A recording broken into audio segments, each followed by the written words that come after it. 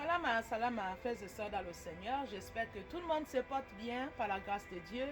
Soyez tous bénis et fortifiés, peuple de Dieu. Soyez bénis encore. Aujourd'hui, si je fais cette sortie ici, c'est pour venir vous partager de ce que le Seigneur m'a encore montré au sujet de la famine. Frères et sœurs dans le Seigneur. Et nous savons nous tous que nous sommes dans les temps difficiles, dans les jugements de Dieu, les bouleversements. Et nous voyons aussi cette guerre. Vous voyez, frères et sœurs, Israël, l'Iran et les États-Unis avec, vous voyez, c'est toute l'Europe, frères et sœurs, dans le Seigneur. Donc, soyez bénis encore. Donc, ici, ça va parler de la famine comme le Seigneur peut me montrer. Et ça se passait ici en France. Frères et sœurs, il m'a montré là, ici. Et puis, il m'a aussi amené aussi en Afrique, du côté du Gabon. Frères et sœurs, dans le Seigneur. Et nous savons tous que notre Seigneur ici, il nous prévient toujours. Dieu n'est pas un Dieu de désordre. Il avertit toujours son peuple pour que nous soyons toujours prêts, frères et sœurs, dans le Seigneur. Et c'est pour notre propre bien comme ça. Tout ce qu'il fait est bon, c'est sa volonté, vraiment, frères et sœurs, dans le Seigneur. Soyez bénis encore. Alors, ce que je vous parlais ici, c'est que le Seigneur m'a montré il y a de cela 10 jours, au sujet de la famine. Alors, le Seigneur peut m'amener dans un endroit, ici en France, ça se passait ici. Alors, cet endroit-là, je me retrouvais à une maison que je ne connais pas. C'est un endroit que je ne connais pas. Le but ici, notre Seigneur, il montre toujours la situation. Peu importe l'endroit là où il peut nous amener, voilà, c'est juste ce qui est intéressant ici, c'est ce qu'il va nous montrer là.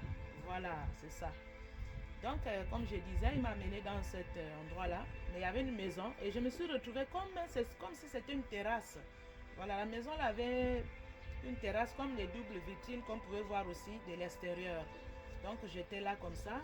Comme moi, je suis une personne qui aime la nature, j'aime bien les fleurs. Voilà, j'aime bien les fleurs, les plantes, vous voyez, dehors. Moi, j'aime bien ça. Voilà, et j'avais dans cet endroit-là, comme je viens de vous dire, c'était comme une terrasse comme ça, mais je pouvais voir, il y avait des vitrines. On peut voir aussi de l'extérieur. Voilà, cette maison-là. Et là, j'étais avec ce pot de fleurs que je voulais arroser parce que cette plante-là, elle commençait un peu à se fatiguer en fait. Donc, je cherchais de l'eau en fait pour essayer d'arroser cette plante-là. Et du coup, j'ai marché un petit peu pour aller comme si je allais comme dehors quoi. Voilà.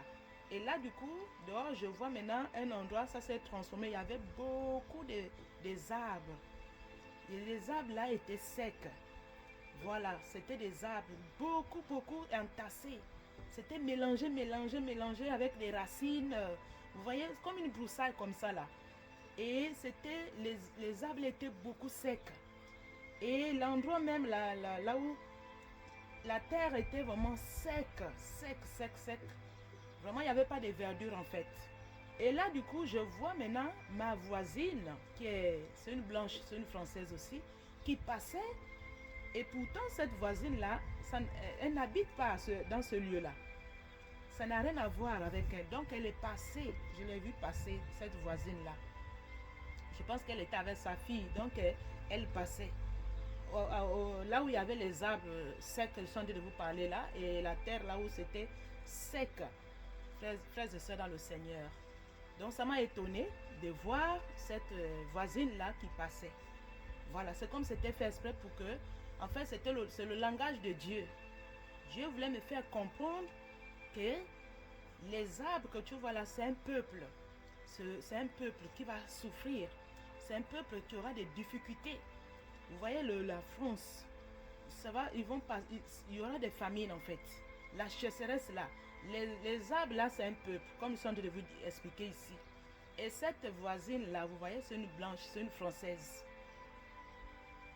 Le Seigneur l'a fait, si elle est passée là, c'est pour que je puisse comprendre que c'est les arbres qui étaient secs que j'ai vu beaucoup, là où elle passait là, c'est un peuple, c'est le peuple français.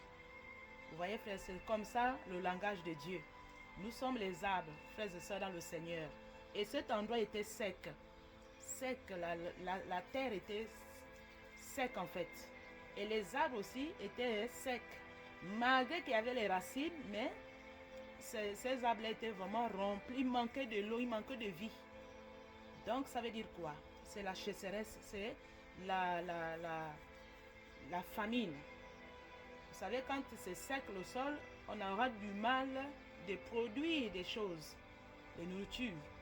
Mais j'ai compris, dans le langage de Dieu, c'est la souffrance en fait. C'est la souffrance qui va arriver dans la France là. Mais ça n'est pas seulement limité en France, c'est partout. Comme vous voyez dans le livre de Matthieu, chapitre 24, si vous prenez le verset 7, on parle dans différents lieux, il y aura des famines. Vous voyez, frères et sœurs, ce n'est pas seulement une seule place. Ce n'est pas seulement en France ici. Ce serait un peu de partout. L'Europe là, ce serait compliqué. Frères et sœurs, j'avais déjà partagé ce message-là. Frères et sœurs, j'ai déjà partagé ça beaucoup là-bas, dans mes vidéos là-bas. Vous voyez, pour ceux qui me suivent, ils vont comprendre que je parle de... Le Seigneur me montre ça beaucoup. Donc ici, la France va... Là, je parle de la France, mais ça va pas seulement se limiter la France. C'est partout dans l'Europe. Ce serait compliqué les jours qui vont arriver. Nous allons vivre des choses là. Les manquements, beaucoup de choses vont manquer. Il y a de cela 2 ans, Dieu m'avait parlé aussi pour l'eau aussi. Vous voyez, frères et sœurs, on cherchait de l'eau. Il n'y avait plus d'eau dans les magasins. Dieu m'avait parlé de ça. Il y a beaucoup de choses que j'ai vues, j'ai partagées là-bas, frères et sœurs, dans le Seigneur. Donc, il y aura la famine. Ce serait difficile. Ce serait compliqué. Et ça concerne tout le monde. Que ce soit les païens, que ce soit les chrétiens. Frères et sœurs dans le Seigneur.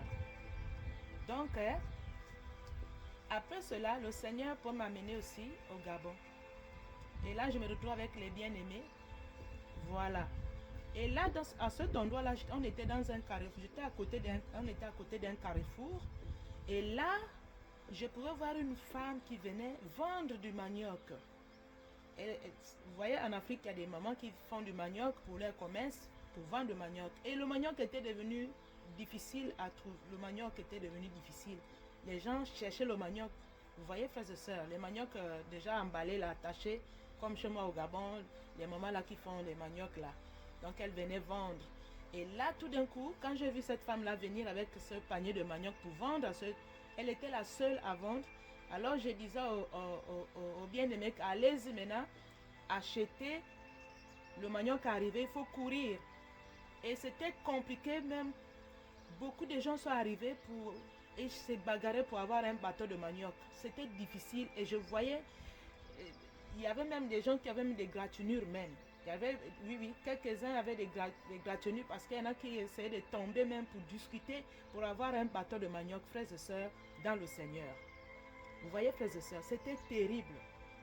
Les gens se bagarraient pour avoir un bâton de manioc.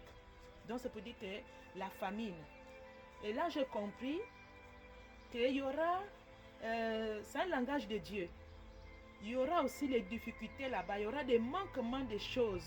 Ça va manquer. Vous voyez, si l'Europe aura des difficultés, là-bas aussi, il y aura des manquements de choses. C'est ça que ça veut dire. Ça ne veut pas dire qu'il n'y aura pas le manioc, non. Mais il y aura les pénuries. Voilà, frères et sœurs, il y aura des manquements de choses. C'est ça que j'ai compris. Le manioc, ça c'est le langage de Dieu. Ça c'est juste le langage de Dieu. Mais il y aura aussi des pénuries de choses. Des choses qui viennent d'ailleurs là. C'est ça, pour moi c'est ça en fait. Et là aussi dans ce langage, dans ce songe que je viens de vous dire ici, ça interpelle les chrétiens. Qu'ils doivent faire aussi les chants. Ils doivent commencer à faire les chants. Parce que la famine va vraiment, ça va toucher beaucoup de gens, même si c'est les chrétiens, ça va toucher aussi.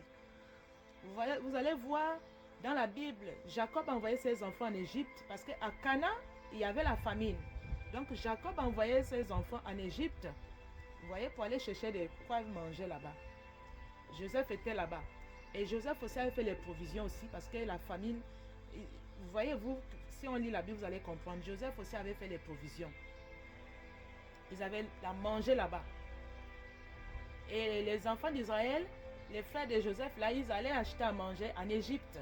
Parce qu'à Canaan, là-bas, c'était la famine. Donc, ça dit que les chrétiens aussi qui vont vivre les mêmes situations. L'histoire ici, ce n'est pas seulement les païens. Ça concerne tout le monde. Le problème, on doit seulement se préparer. Vraiment, on doit se préparer spirituellement, physiquement, psychologiquement, par rapport à les jours à venir. Mais ça va arriver. Ça va arriver tout doucement. Tout doucement, nous allons voir des choses. Vous voyez, frères et sœurs, dans le Seigneur. Donc, les chrétiens, comme je disais, ils doivent commencer à faire les champs, planter les maniocs, comme je viens de vous parler ici. Ça pousse là-bas. Il y a l'eau là-bas. Il y a des terrains gratuits. Le Seigneur m'avait aussi montré que les gens devaient acheter les terrains pour commencer à cultiver. J'avais partagé ça il y a cela 2 ans. Et là, si le Seigneur revient sur les mêmes messages, c'est que les choses sont là. On doit se préparer. Vraiment. Donc, voilà un peu ce que je voulais partager avec vous ici au sujet de ce que nous allons vivre. Nous sommes dans les temps difficiles. Et pour ceux qui n'ont pas encore rangé leur vie, c'est le moment de ranger, de chercher la face de Dieu. C'est plus le moment de rêver, c'est plus le moment de suivre le monde. Le monde, il n'y a plus rien à faire. Vous voyez, frères et sœurs, le monde, il n'y a plus rien à faire. On doit chercher la volonté de Dieu, suivre le Seigneur. Pour ceux qui sont dans les distractions, c'est le moment de sortir des distractions et chercher la face de Dieu. Revenir. Ceux qui ont abandonné le Seigneur, c'est le moment de revenir vers les créateurs. Il n'est pas trop tard. Voilà un peu ce que je voulais partager avec vous, frères et sœurs dans le Seigneur. Soyez bénis et fortifiés, car le Seigneur va permettre, par sa grâce, on va revenir partager, parce que le monde que nous vivons, ce serait difficile. Oui, il y a des choses qui se préparent dans les ténèbres. Vraiment, frères et sœurs, soyez bénis encore. Merci encore. Shalom, shalom. Merci. À la prochaine. Merci.